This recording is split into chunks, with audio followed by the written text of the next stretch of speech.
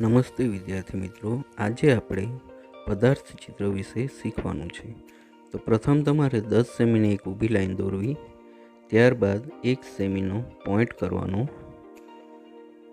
Point થઈ ગયા બાદ તમારે એ પોઈન્ટ પરથી આડી લાઈન 8 સેમીની દોરવી, એ જ પ્રમાણે નીચે 8 સેમીની લાઈન દોરવી અને આ પ્રમાણે 10/8નું લંબચોરસ બનાવવાનું છે। હવે જ્યાં 1 સેમીનો પોઈન્ટ કર્યો છે ત્યાંથી તમારે ત્રાસી લાઈન બનાવવાની છે। ચિત્રમાં બતાવ્યા મુજબ નીચે પણ 1 સેમીની લાઈન, 1 સેમીનો જે પોઈન્ટ કર્યો છે ત્યાં તમારે 1 સેમીની લાઈન કરવી અને પછી વચ્ચેથી ત્રાસી લાઈન દોરવી। ઉપર પણ 1 સેમીનો જે પોઈન્ટ કર્યો હતો ત્યાં પણ તમારે ત્રાસી લાઈન દોરવાની છે। હવે આ જે બોક્સ બનાવ્યું છે એની ઉપર પણ આપણે 6 સેમીની આડી લાઈન અને 8 સેમીની ઊભી લાઈન દોરવાની છે। તો ચિત્રમાં બતાવ્યા મુજબ દોરવું અને 1 સેમીના પોઈન્ટ કરવા, ત્યારબાદ એ પોઈન્ટ ઉપરથી આપણે આડી લાઈન દોરવાની છે। હવે ચિત્રમાં બતાવ્યા મુજબ તમારે વળાંક આપવાના છે।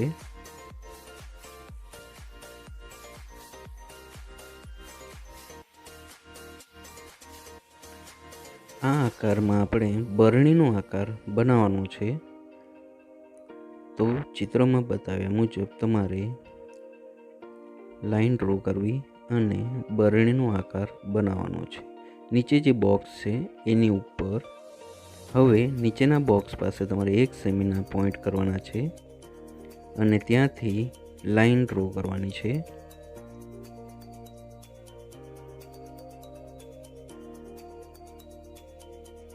ઉપરની લાઈન દોરાયા ગયા બાદ નીચે પણ ડબલ લાઈન ડ્રો કરવી અને વચ્ચે પોઈન્ટ કરીને ત્યાંથી ચિત્રમાં બતાવ્યા મુજબનું રેખાંકન કરવું। હવે ડાબી બાજુએ આપણે એક 6 સેમીની ઊભી લાઈન દોરવાની છે અને આડી લાઈન 4 સેમીની। ઊભી જે લાઈન છે એની બંને બાજુએ આપણે 2 સેમી એટલે વચ્ચેની લાઈનની આજુબાજુ 2 સેમીનું માપ લઈને લાઈન દોરવાની છે। હવે 1 સેમીના પોઈન્ટ કરવા અને ત્યાંથી ચિત્રમાં બતાવ્યા મુજબ ત્રાસી લાઈન દોરવી અને અંદર જોયા મુજબ તમારે આકાર હવે તૈયાર કરવાનો છે।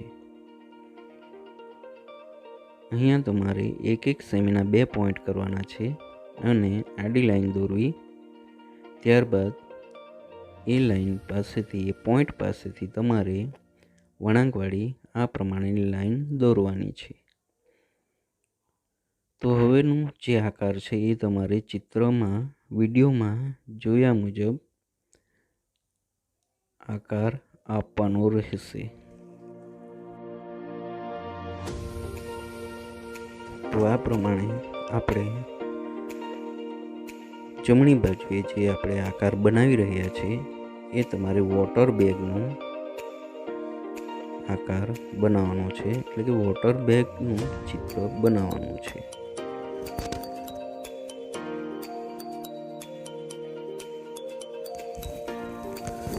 હવે ડાબી બાજુએ તમારે ચિત્રમાં બતાવ્યા મુજબ એક આડી લાઈન દોરવી, એની બરાબર મધ્યમાંથી એક ઊભી લાઈન દોરવી અને પછી ચિત્રમાં જોઈને એ પ્રમાણે તમારે આકાર બનાવવાનો રહેશે। આપણે એક પુસ્તકનો આકાર બનાવવાનો છે, તો એ આકાર તમારે વિડીયોમાં જોઈને એ પ્રમાણે લાઈન ડ્રો કરીને આકાર બનાવવાનો છે।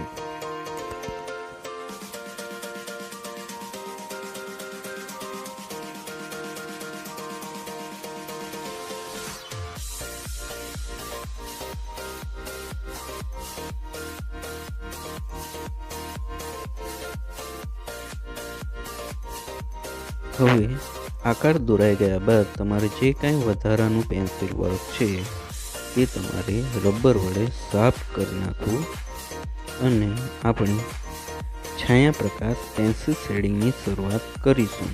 તો એના માટે તમારે 2B પેન્સિલ, 4B પેન્સિલ કે 6B પેન્સિલનો ઉપયોગ કરી શકાશે.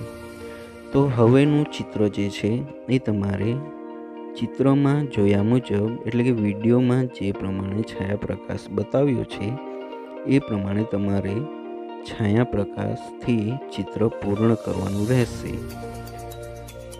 2B પેન્સિલનો ઉપયોગ આપણે લાઇટ ભાગ, એટલે કે આછો પ્રકાશ બતાવવા માટે કરવાનો છે. પછી એનાથી જે ડાર્ક ભાગ બતાવવો હોય તો એના માટે તમારે 4B પેન્સિલનો ઉપયોગ કરવાનો છે.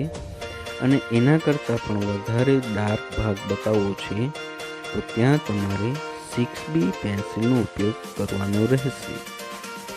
તો વિદ્યાર્થી મિત્રો, હવે સંપૂર્ણ છાયા પ્રકાશ તમારે વિડીયોમાં જોઈને એ પ્રમાણે ચિત્ર પૂર્ણ કરવાનું રહેશે.